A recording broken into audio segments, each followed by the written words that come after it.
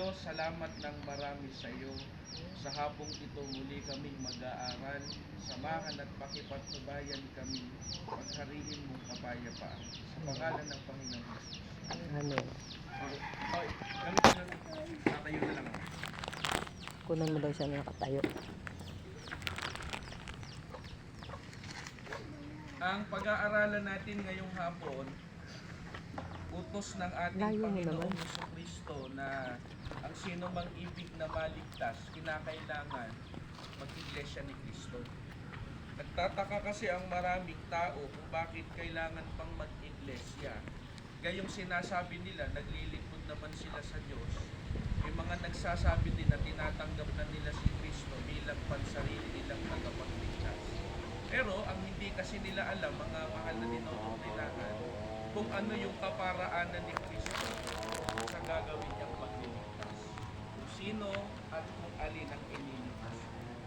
Kaya, pag-aaralan po natin mga kapatid, ano ba utos ng ating Panginoong Jesucristo sa sino mang ibig o may gusto na maligtas?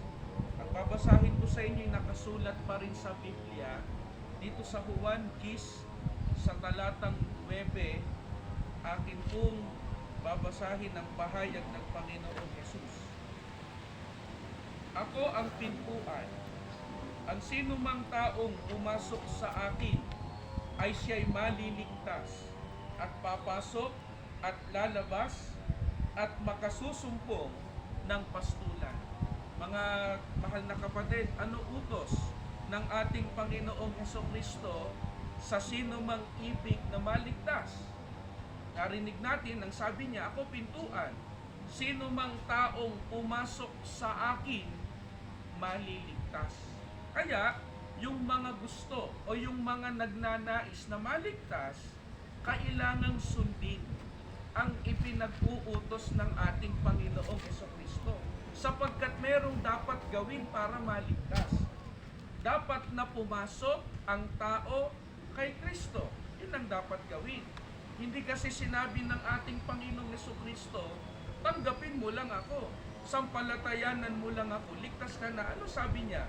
Para ang tao maligtas, kinakailangang ang pagpasok sa Kanya. Saan ba napapaloob yung mga pumasok sa ating Panginoong Jesucristo? Sa Juan 10:16, ating babasahin pa sa inyo ang pahayag sa atin. At mayroon akong ibang mga tupa na hindi sa kulungang ito. Sila'y kailangan din namang dalhin ko't kanilang diringgin ng aking tinig. At sila'y magiging isang kawan at magkakaroon ng isang pastor. Mga kapatid, sa ano napapabilang ang mga tao na pumasok sa ating Panginoong Jesucristo na sila nga po yung mga maliligtas? Ang sabi ng ating Panginoong Jesucristo, yung mga pumasok sa Kanya, nakabilang o napabilang sa isang kawan.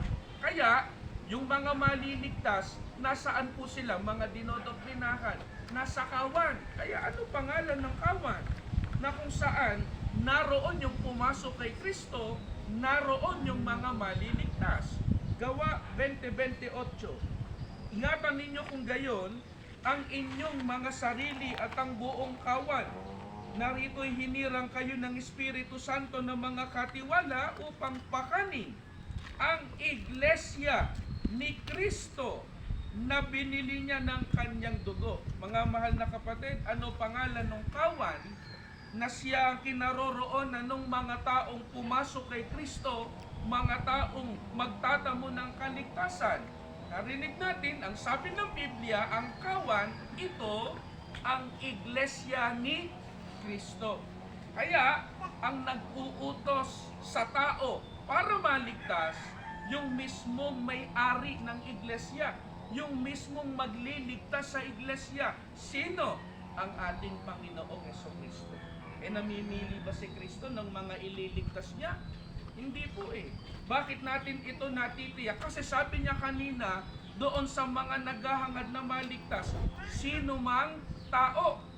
Pag sinabing sino man, kahit ano ka pa, di ba?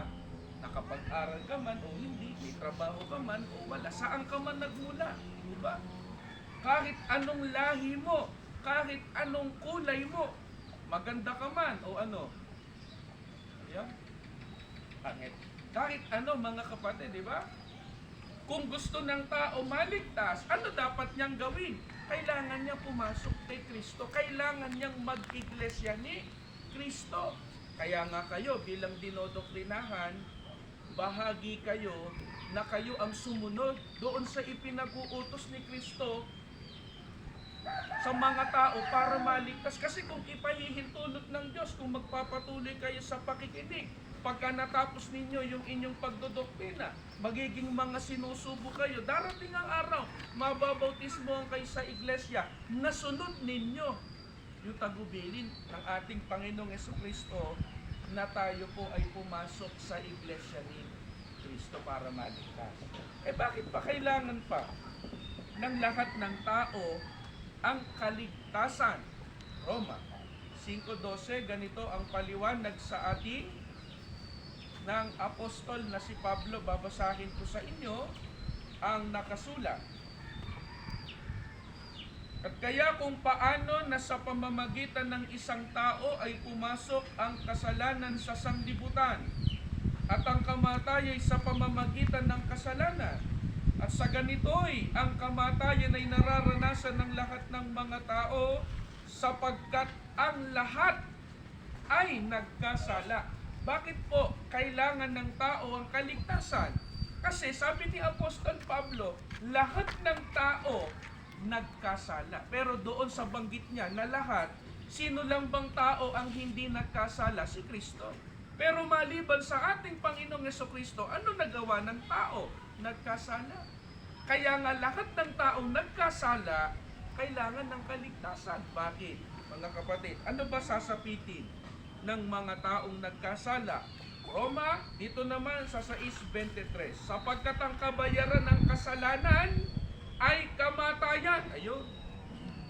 Yun ang mangyayari sa mga taong nagkasala. Hinatulan sila ng ano po? Kamatayan. Yan nga pong dahilan bakit ang tao may kamatayan. Bakit ang tao nalalagutan ng hininga? Dahil saan? Sa kasalanan. Meron ba kayong kilalang tao di namamatay? Meron ba nandun yan? Na tao di namamatay? Diba kahit nga sabihin natin sikat diba? Mayaman, ano nangyayari? Bakit namamatay ang tao? Kasi nga, nagkasala.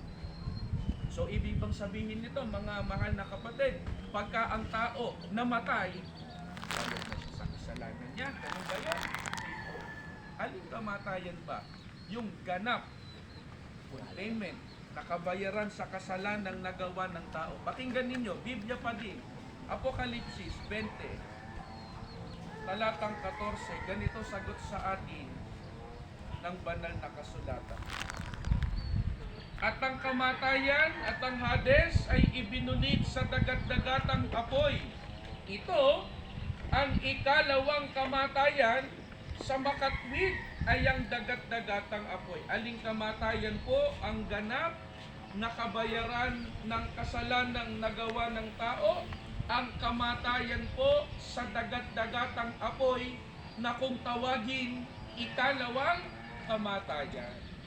Bakit po sinabing ikalawang kamatayan? Kasi po may unang kamatayan. Ano yung unang kamatayan na nararanasan ng lahat ng tao? Yung pagkalagot ng hininga, kamatayan. Nakabayaran din ng kasalanan, pero hindi ibig sabihin na kapag ang tao namatay, nabayaran na niya yung kasalanan niya. Bakit? May ikalawang kamatayan pa. Saan yung ikalawang kamatayan? Sa dagat-dagatan. Kaya nga kailangan ng iglesia ni Cristo.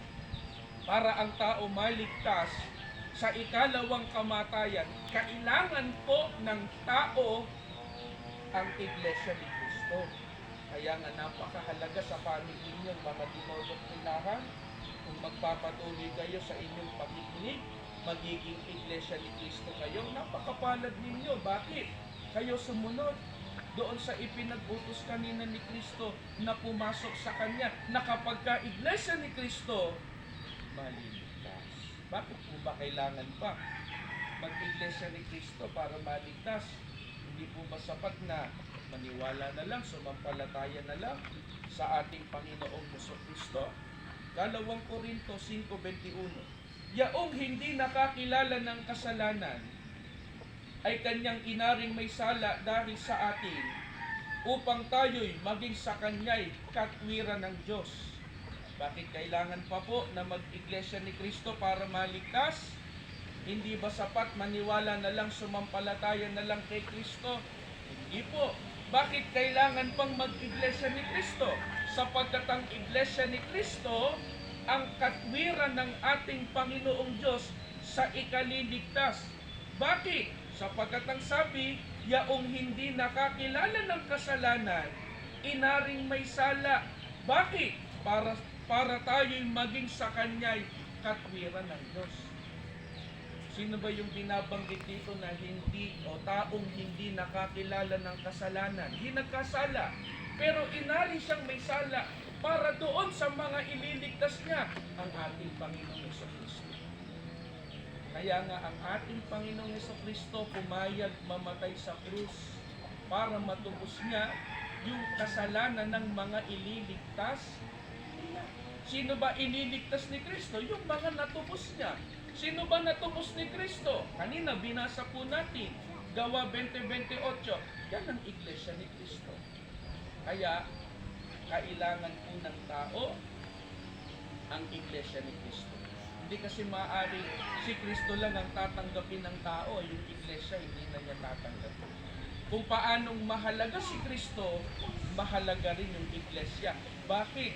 Sapagkat naroroon yung mga tao na tinubos ng ating Panginoong Jesucristo, yung mga tao na magtatamo ng kaligtasan. Ngayon, paano yung ayaw mag-iglesia ni Kristo? Maliligtas po kaya sila? Unang Korinto, pakinggan ninyo, dito sa 5, sa talatang 13, ganito paliwanag sa atin ng banal na kasulatan. Datapwat sa nga sa labas ay Diyos ang humahatol, alisin nga ninyo sa inyo ang masamang tao. Paano po yung mga ayaw pumasok, ayaw mag-iglesia ni Kristo, nasa labas ng iglesia ni Kristo, sila po ba'y maliligtas? Hindi po. Bakit po natin ito natitiyak? Kasi ang sabi po ng Biblia, sa mga nasa labas, Diyos ang hahatol. Sino ba yung nasa labas? Ay yung wala sa loob. Diba? Nasa labas ng iglesia ni Kristo. Hindi ka anib sa iglesia ni Kristo. Ano mangyayari sa tumatangging umanib sa iglesia ni Kristo, sa namamalaging nasa labas ng iglesia ni Kristo? Narinig ninyo sagot, Diyos ang hahatol sa kanila. Ano ang hatol na igagawad ng Diyos sa kanila? Yung binasa natin kanina, yung ikalawang kamatayan sa dagat-dagatang apoy. Kaya, hindi maliligtas sa hatol ng ating Panginoong Diyos yung mga nasa labas ng iglesia. Kaya nga, dapat nauunawaan ninyo, mga mahal na dinodoktrinahan, kung gaano kahalaga kapag ang tao naging iglesia ni Kristo. Kung paanong mahalaga sa amin na kami naging iglesia ni Kristo, mahalaga din kayo para sa ating Panginoong Diyos. Kasi gusto ng ating Panginoong Diyos, maging iglesia ni Kristo din. Hindi ba kayo, pagka nag-iglesia ni Kristo, meron bang mawawala sa inyo kapag kayo nag-iglesia ni Kristo? Wala po. Ang totoo, pagpapalain pa tayo. Anong pagpapala yung ibibigay sa atin? Kailan nag-iglesia ni Kristo tayo? Yung buhay na wala. Kasi tayo mati. Sana yun ang lagi yung tingnan, mga kapatid, mga dinodoktrinahan, para magpatuloy kayo, hindi lang sa pakikinig yung mga salita ng ating Panginoong Diyos, lalo na yung pagdalo ng pagsamba na kailangan natin para magtamo tayo ng kaligtasan. Babalikan lang natin yung leksyon natin noong mga nakaraan. Hindi na aasahan ng ating Panginoong Diyos yung mga tao ng sanglibutan na sumamba sa Kanya. Sino yung inaasahan? Sino yung hinahanap ng Diyos na sumamba sa Kanya? Tayo, na iglesia. Huwag natin bibiguin ang ating Panginoon.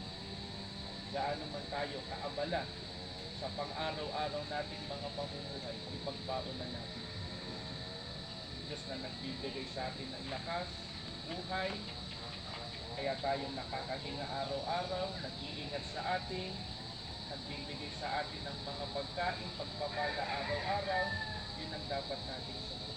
Dapat tayong magpasalamat sa Kanya, magpatuloy kayo. Sa pag-anib sa loob ng iglesia, yayamang napatunayan natin na tama ang inyong desisyon. Tama pa sa ninyo. Magpatuloy kayo sa pakikinig hanggang sa maging ganap kayong iglesia ni Cristo. Sana po, matulong po sa inyo yan, lalo na po sa inyong pagsusuri tungkol sa mga aral ng Panginoong Diyos sa loob ng iglesia ni Cristo. May tanong po kayo pagkatapos natin manalangin. Sige po, tumayo kayo. Maraming Diyos, maraming salamat sa iyo. Narinig namin ang mga aral mo na napakahalagang kailangan po namin. Napakahalaga para sa amin ang aming pagka-iglesia ni Cristo, sapagkat itong daan para magtamo kami ng kaligtasan. Sana yun din ang maunawaan ng aming mga dinodoktrinahan. Makasama namin sila sa loob ng banal na iglesia para kasama namin maliligtas sa araw ng paghukom. Pagpapalain mong bawat isa sa amin, lalo na po ang isa po sa aming mga dinodoktrinahan ngayon, nagdiriwag ng kanyang kaarawan. Basbasan mo siya, Ama, pagpalain, bigyan ng mahabang buhay, yung mga pinapangarap ng kanyang mga magulang para sa kanya, mabigyan ng katuparan, magkaroon siya ng magandang kinabukasan. Panginoong Hesus, ilapit mo kami sa Ama, mapatawad anuman ang pagbubulang namin. Ama, salamat sa iyo. Buo pag-asa namin, nagpala ka po maging sa mga may tungkulin sa pangalan ng Panginoong Hesus.